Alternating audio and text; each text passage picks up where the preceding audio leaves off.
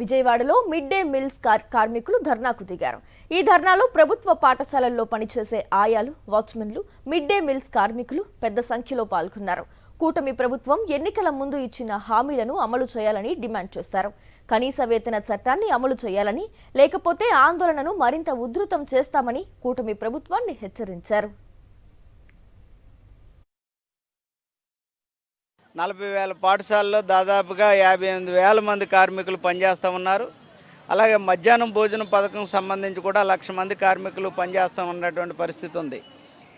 ఎన్నికల ముందు కూటమి ప్రభుత్వం ఈ రాష్ట్రంలో ఉన్నటువంటి అవుట్సోర్సింగ్ కాంట్రాక్ట్ ఉన్నటువంటి వాళ్ళకి పర్మనెంట్ చేస్తామని, వాళ్ళకి కనీస వేతన చట్టాన్ని అమలు చేస్తామని హామీ ఇచ్చారు.